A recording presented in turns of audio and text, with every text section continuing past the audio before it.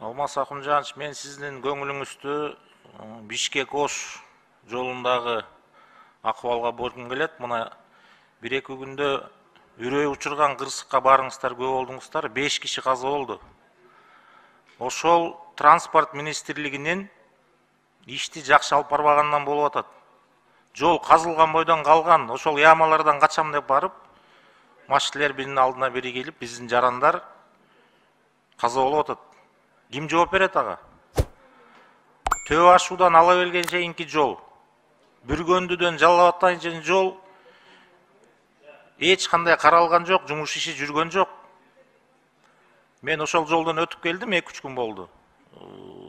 Министрдин орун басары менен дагы сүйлөштүм, ал киши эми бул тармакты көрүрүт этпейт экен, жол тармагын. Бирок ошол финансы маселесине такалып атат.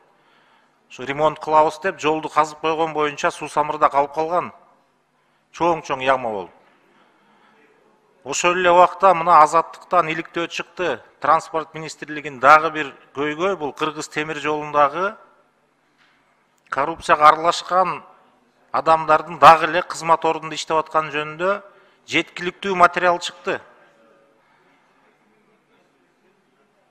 Ошол эле убакта жолдордогу көйгөй чечилбей атса, министр А4 форматындагы 100 пачка кагаз сурап, темир жолго кайрылуу кат жөнөп атат. Мындай качан болду эле министр 100 пачка кагаз сурап калганы? Биринчи полугодияда беребиз деп. Эми бул уят да.